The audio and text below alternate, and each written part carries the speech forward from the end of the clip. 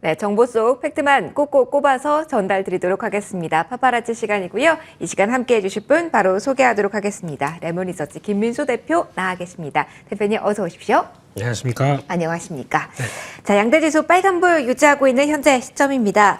자, 이번 주 시장 어떻게 보면 많이 힘겨웠는데 특징적인 부분 그 안에서 어떻게 테마 형성하면서 노려볼까요? 오늘 어떤 테마 가져오셨을까요? 네, 그래도 빨간불입니다. 그렇죠. 그래도요. 네, 금요일인데 좀 기분 좋게. 예, 좀 더 벌겋게 했으면 좋겠는데요.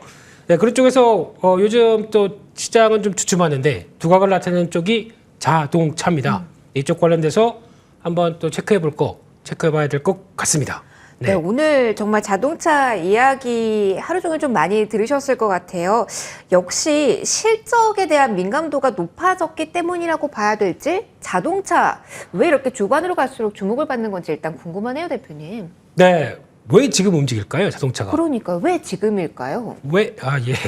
이러면 안 끝나죠? 네, 예. 끝나지 않습니다. 네, 자동차 쪽이 부각받는 게 그거죠. 지금 시점에서 일단 반도체는 좀 올라왔고, 한번 뚜껑 열어서 실적 보고 그 다음에 대응해 보겠다라는 심리가 크다 보니까 그 사이에 그러면 2분기 실적 앞두고 어느 정도 좀 성과 내는 업체들이 어딜까? 오늘 보면 거의 다 해답이 다 있습니다. 보니까 대표적인 자동차도 있을 거고, 거기다 뭐 건설기계 쪽도 있고 전력기기 쪽도 있고 조선 쪽도 있고 이런 쪽으로 약간 경기 민감 성격은 있지만 나름대로 2분기에 대한 기대감들이 높은 섹터들은 지금 움직이기 시작하죠. 그만큼 2분기 실적이 괜찮다. 한번 그를 믿고 따라가 보자라고 하는 변화가 나오는 게 지금 시장의 반응이 아닌가 생각되고 있는데 거기 간택된 쪽은 강한데 아닌 쪽은 철저히 지금 외면하고 있는 게 지금의 현실인 것 같고요. 네. 그런 쪽에서 2분기 실적에 대한 기대감이 있다 보니까 끌고 가는 변화 계속 이어지는데 그중에 나오는 게 수출 동향이겠죠. 수출 동향 보게 되면은 한 5월 달까지도 그렇고 6월 달까지 봤었을 때 아마 오늘 끝나게 되면 또 수출 동향들 다 집계가 될 텐데 네. 여전히 작년 동기 대비해서 수출 금액들이 한 자동차 부품까지 포함해서 한 50% 이상씩 다 늘어났다라는 부분들이 기대감을 좀 키운다고 봐야 될 것 같고요. 그런 쪽에서 또 올해 이 정도로 하게 되면 북미에서는 거의 4위권까지 진입할 수 있겠다라고 하다 보니까 기대감이 높아지는 것도 하나의 변화라고 보여지는데 그러다 오늘 또 단독 기사지만 또 얘기가 나왔었죠. 북미 쪽에 캐나다에 전기차 전용 공장을 추가로 설립하겠다라는 쪽에 대한 기대감들이 들어오다 보니까 지금 조지아 공장 가지고 안 되겠다. 하나 더 만들자. 근데 캐나다로 가면서 나올 수 있는 변화는 일단 지리적 여건은 우리 큰 차이는 안 나겠지만 네. 그런 쪽에서 하나를 약간 좀 떨어뜨린다고 하더라도 상대적으로 미국보다는 인건비나 아니면 또 캐나다까지 이렇게 확장할 수 있는 영역까지 나온다 그러면 기대감이 좀 높아지겠죠.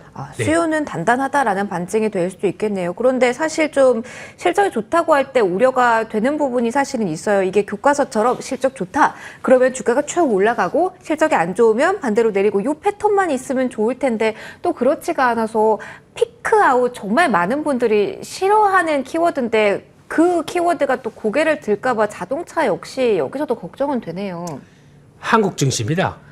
그럼 어떻게 팁을 잡고 저희는 이쪽을 봐야 되는 걸까요? 그래서 아마 그렇게 보시는 게 좋을 것 같고요. 저희가 하도 당했습니다. 그렇기 때문에 이 실적 발표에 대한 기대감 가지고 주가가 쭉 올라오게 되면 근데 아직까지 발표하기까지는 뭐 한 적어도 15일 이상은 걸리겠죠. 네. 그 사이 쪽에서 어느 정도 성과가 내고 쭉 올라온다. 기대감 때문에 움직인다라고 하게 되면 실적 발표한 다음에는 말씀하셨듯이 그럴 수가 있기 때문에 네. 미리 또 준비하던 입장 쪽에서 일단 기대감 차오를 때까지는 같이 대응을 하는데 더 중요한 건 이제 피크아웃이냐 아니냐에 대한 여부들은 특히 이제 하반기를 보게 되면은 역시나 좀 약간 좀 주춤할 걸로 보여지고 있는데 그게 나올지는 이제 글로벌 소비 심리 같은 경우도 또 체크를 해야 되겠죠. 내구재 입장 쪽에서 판매량 유지가 계속 될 수 있을지 네. 이거 체크해야 될 것 같고 게다가 또 인플레이션이 좀 완화가 되기 시작합니다. 그러면 차량 가격들은 좀 올라와 있는데 이게 떨어지기 시작하게 되면 비용들이 많이 줄어들기 시작하겠죠. 그럼 수익성은 더 좋아지는지 이런 것도 한번 체크해야 될 것 같고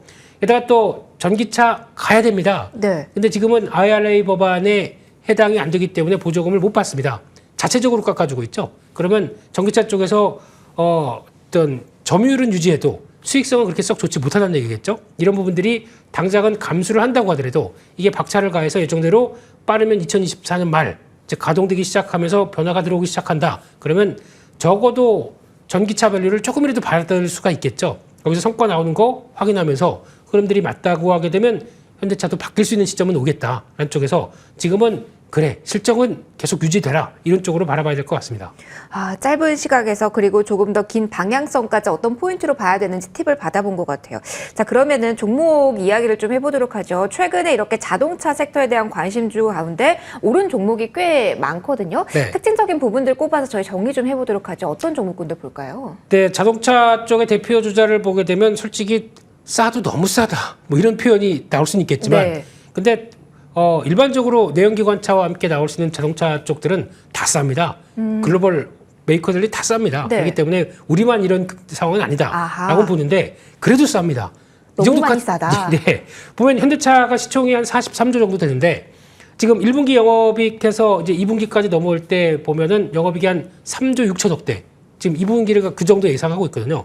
그럼 지난 분기 대비해서도 늘었고 작년 동기 대비해서도 한 20%는 최소 늘을 걸로 보여지고 있는데 이 정도밖에 안 된다라고 하게 되면 네, 좀 아쉽죠. 그러니까 시총이 43조인데 이렇게 되면은 거의 뭐 연말까지 봤었을 때 15조 가까이 나온다. 와, 너무 싼 거 괴리감이 아닙니까? 크네요. 네. 네, 그런 쪽에서 움직임이 나오는데 그렇다고 뭐 현대차만의 문제는 아니기 때문에 또 어디다 얘기할 수도 없고 이제 그런 상황들에서 이 격차를 좀 좁혀가는지 네. 체크해야 될 것 같고 두 번째는 HL 만도입니다. 요즘에 또 주가가 뜨겁죠. 그런 쪽에서 시총이 한 2조 4천억 되는데 이 전작 쪽에서 성과 나온다라는 쪽의 확인이 2분기 쪽에서 실적 부분들이 확인되게 되면 조금 더 변할 수 있겠다라는 쪽에서 올해 영업이익이 한 3,400억 정도 되는데 작년 대비해서 한 40% 늘어날 걸로 봅니다. 그런 분위기가 촉발되는지도 체크해야 될 것 같고요.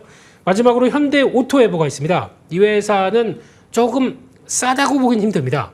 어떤 관점에서 좀 어렵죠? 왜냐면 시총이 한 3조 8천억 됐는데 올해 영업이익이 한 1,680억 정도 된다고 하게 되면 저희가 하도 싼 것만 보다 보니까 상대적으로요. 네, 네. 그렇게 싸지는 않네라고 볼 수는 있을 것 같습니다. 근데 현대 오토에버가 하는 거는 앞으로 현대차에 중점적이 되는 또 에어 업데이트, 네. 그러나 즉 어떤 무선 인터넷으로 업데이트한다든가 아니면 그걸 통해서 뭐 자율주행이나 여러 가지 소프트웨어적인 쪽에서의 확대가 이끌어졌을 때 그에 따른 밸류를 좀 더 줘야 된다라는 게 반영이 되긴 하는데 이게 생각보다 이제 장기적인 성장 전반과 그리고 실적에 대한 변화가 이끌어진다. 그럼 좀 달라질 수가 있겠죠. 그런 쪽에서 주가는 먼저 움직였기 때문에 추격하기보다는 살짝 좀 눌렸을 때 보는 게 좋지 않나라는 생각은 들고 있습니다. 전반적으로 낮은 위치에 있는 종목들이 많다 보니까 이런 위치에 있는 종목 중심으로 설명을 좀 받아봤습니다. 어떤 종목을 공략할지는 장 마감 이후에 조금 더 자세한 이야기 들어보도록 하고요. 6월 마지막 거래일입니다. 금요일장 일단 마무리부터 짓기로 하죠. 양대지수 그래도 4거래일 만에 빨간불 켜면서 마감 대기하고 있습니다. 수급과 환율 종목에 대한 이야기도 짚어드리도록 할게요. 일단 오늘장 이렇게 마침표를 찍겠습니다.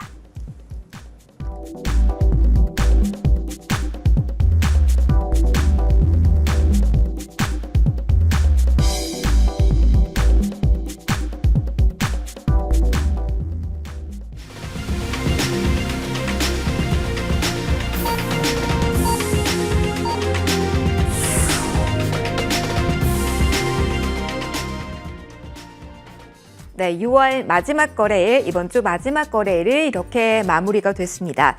시장 전반적으로 오늘 오후에 조금 더 힘을 내면서 고점을 조금 더 높이지 않을까라는 기대도 살짝 있었는데요. 조금 아쉬운 마음은 들긴 하지만 그래도 4거래일 만에 양대 지수에서 보는 반가운 빨간불입니다. 지수와 함께 어떤 모멘텀과 함께 이야기 흘러나오고 있는지 정리해 드리도록 할게요. 지수 먼저 확인해 보도록 하죠. 자, 오늘 30포인트 전후로 해서 코스피의 변동폭은 컸습니다. 저점과 고점 그 사이에 어느 부분에서 움직임 나왔을까요? 그래도 오늘 고점 부근의 탄력을 계속해서 가져가려는 오후장 2시 이후의 패턴이 나왔는데요. 지수 마침표 찍어진 거 확인이 가능할까요? 자, 지수 오늘 확인 좀 해드리도록 하죠. 오늘 어떻게 마무리가 됐는지 지수 한번 띄워주세요. 2564선에 마무리가 됐고요. 코스닥은 868선이었습니다. 막판에 코스닥이 조금 더 탄력을 더 키워낸 모습이 확인이 되고 있는데요. 코스피도 2시 구간 넘어서면서 외국인의 매수세 줄어들면서 조금 더 고점은 높이기도 했었는데 살짝은 아쉽습니다.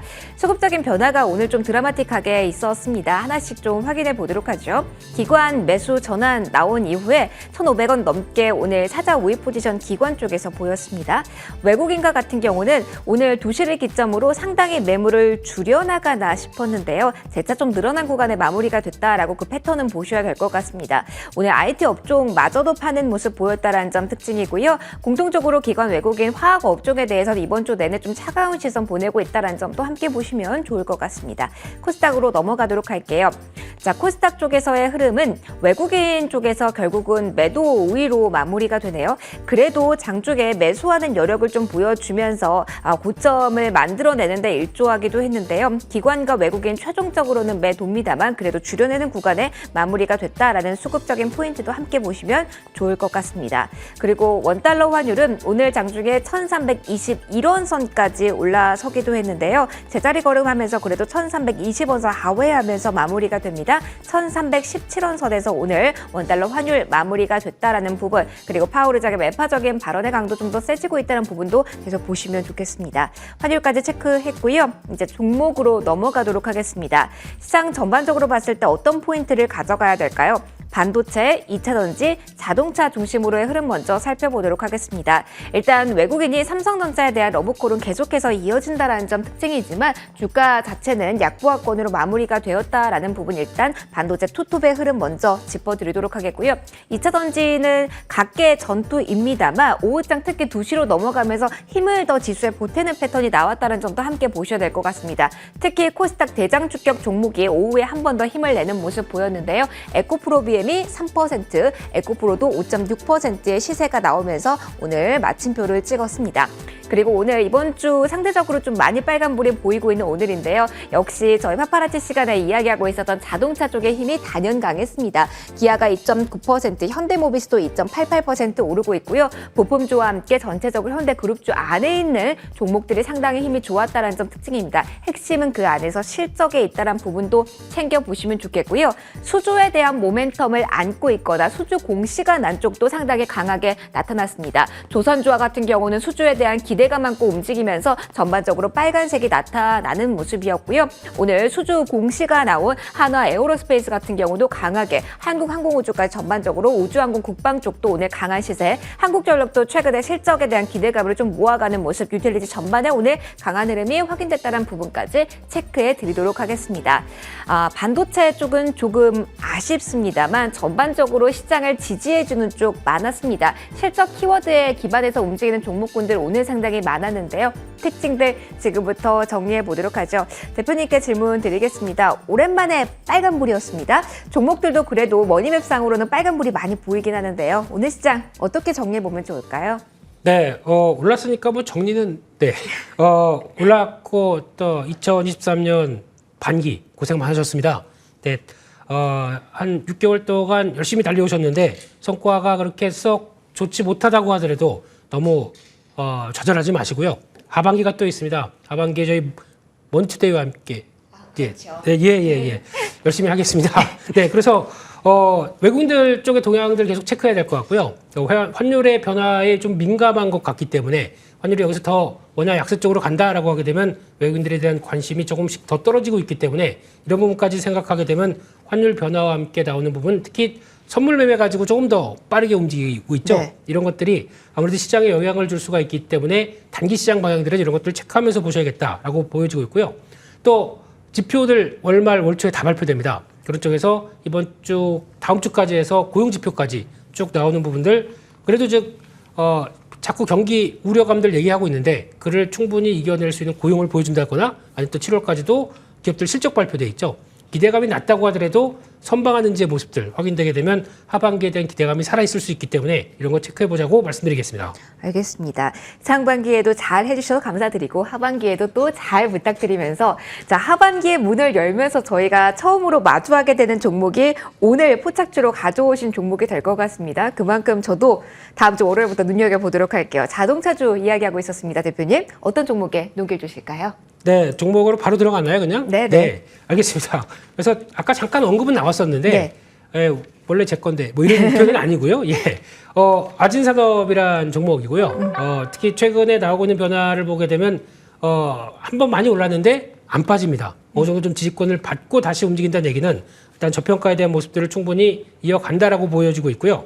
특히 자동차 자체 보강 패널이다 보니까 아무래도 충격을 흡수하는 쪽이겠죠. 이쪽에 대해서 강점이 있고 현대기아, 한온시스템 납품을 하고 있는데 또 최근에 만든 공법만큼 핫스탬핑이나 또 알루미늄 다이캐스팅 같은 공법 쓰다 보니까 오히려 수익성은 더 좋다라고 보여지고 있는데 주목할 부분이 그거 같습니다.